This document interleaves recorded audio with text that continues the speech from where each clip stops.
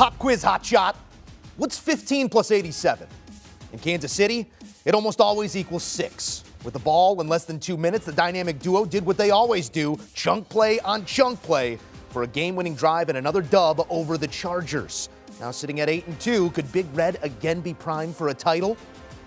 Pat Mahomes sure seems primed for another award of his own. Following the last night's heroics, here's a look at the MVP odds.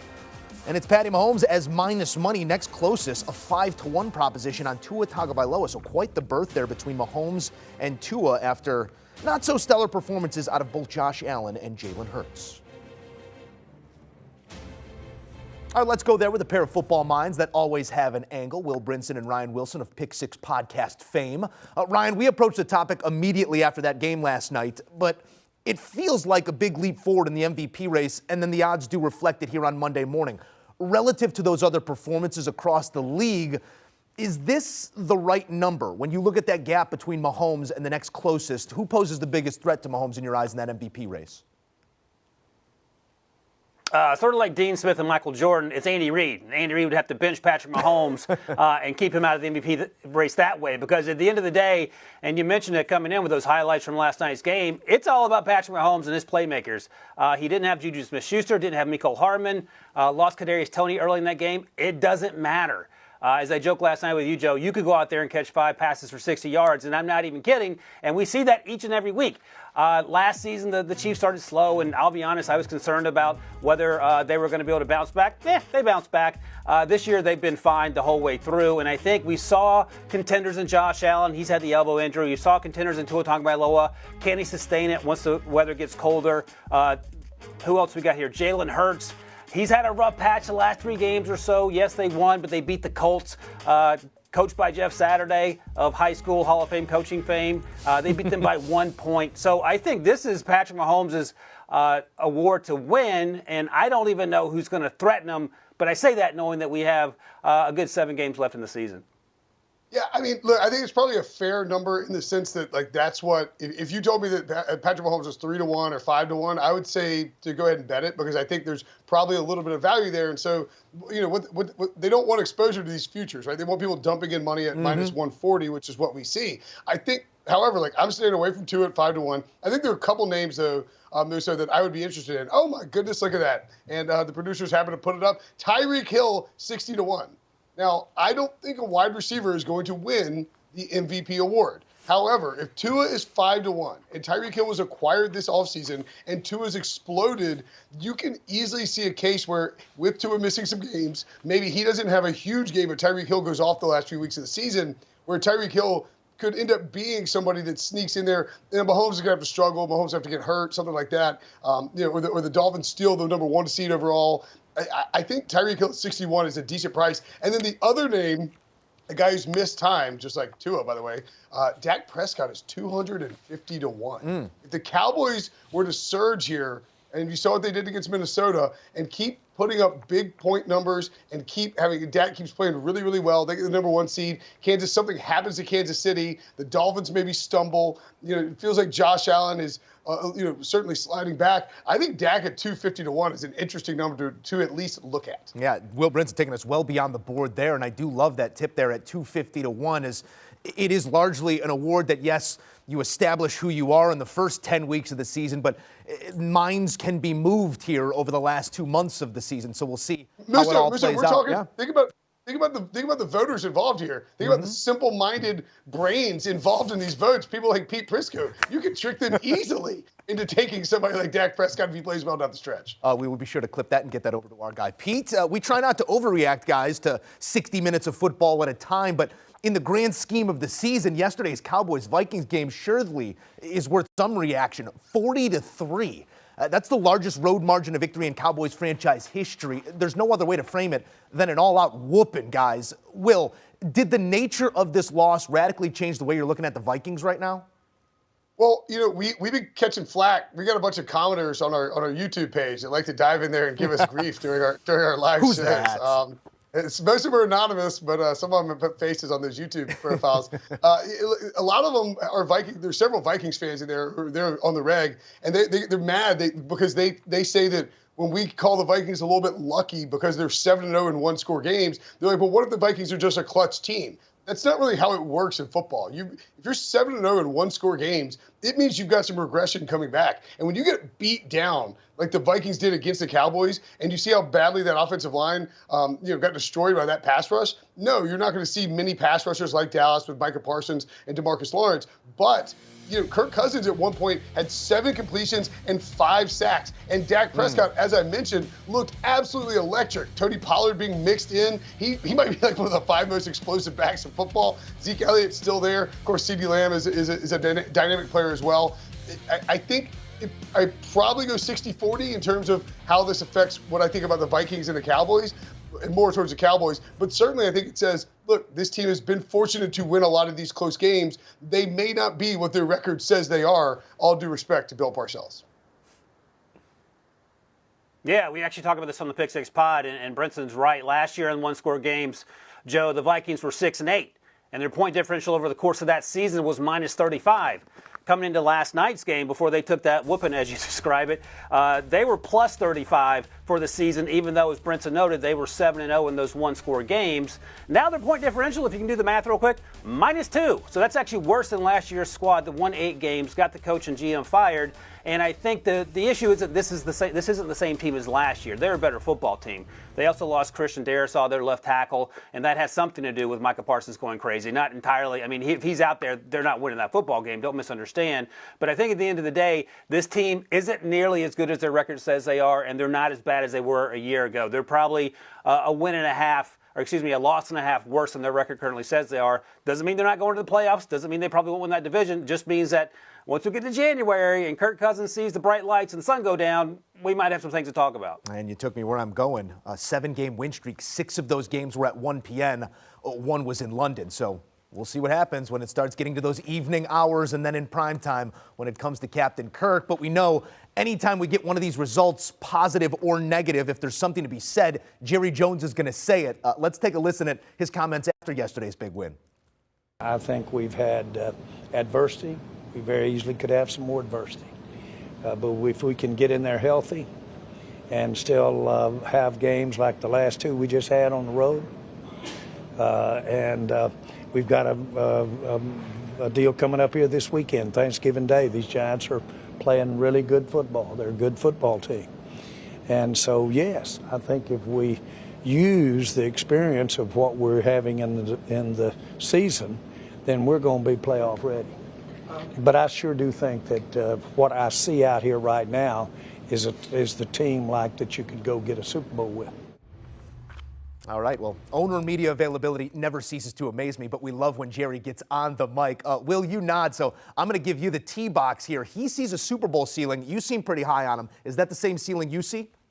A couple of things here. One, shout out, hey, there's our old fan house colleague, Calvin Watkins, back there in the background, Wilson. I don't know if you noticed that or not. 2, Jerry may very well just remain being the GM just so he can speak to the media as frequently as humanly possible. Like that may be the only reason he retains that title. And then 3, yeah, I think, when you try to parse out how many teams are there in the NFL that can win the Super Bowl, I sort of counted 13 when doing it in my head. And I think the Cowboys are one of them. Now, granted, Jerry Jones admittedly made a deal with some higher power, lower power, depending on how you perceive it, back in 1996, where he said, if I win the Super Bowl, I'll never ask for anything else again in terms of the Cowboys winning a Super Bowl. Whoops. Maybe be a little more patient, Jerry. I think they've got everything on both sides of the ball to go win it all.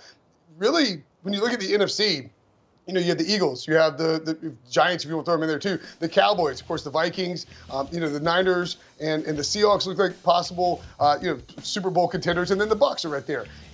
Any one of those teams, and maybe toss on 1 or 2 more if you want, can come out of the NFC. I think the bigger problem would be beating whoever comes out of the AFC, presuming it's the Chiefs or the Bills. Both of them still, I think, or maybe even the Ravens, we have a little bit above these top-tier teams.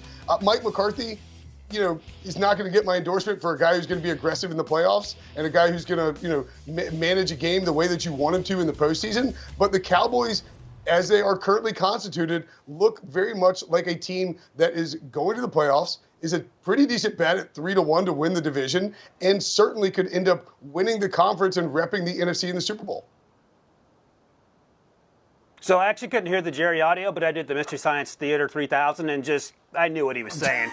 Dak Prescott, he's going to be really good. Number 20, that ain't Tony Pollard. That's Zeke Elliott dressed up as number 20, and we're going to go all the way. Yeah, Cowboys. And in terms of what Brinson was saying, he's pretty much right.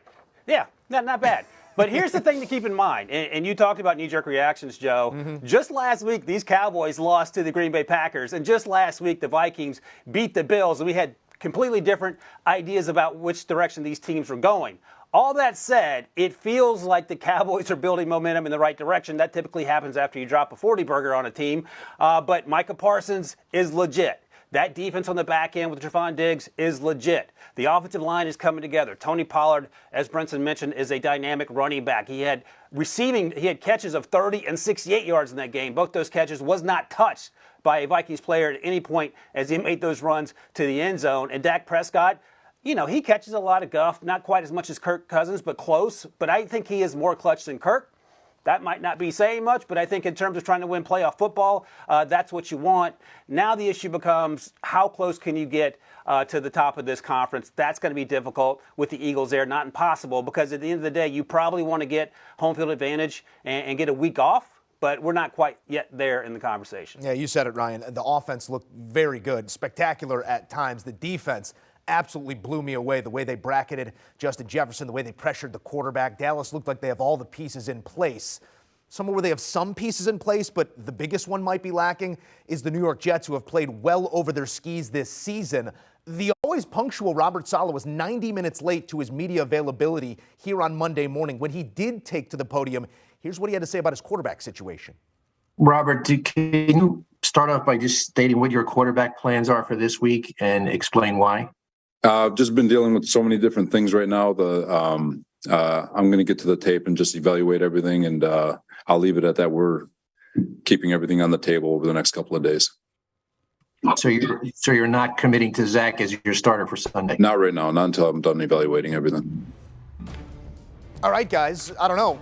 From where I'm sitting, not committing to Zach is committing to someone else right now, and that someone else is likely Joe Flacco. If that is the case moving forward, Ryan Wilson, is that the best option for the Jets right now and what they need to accomplish, both in the short term and in the long term, of answering that question of who is our quarterback? Mr. Musso, you're a newlywed, and if your wife or even you said to your partner, you know what, I'm not totally committed to you, you might have some concerns. And look, this is the honeymoon phase in New York. Robert Saleh is the whatever partner you want him to be. Zach Wilson is the other partner. It ain't working out.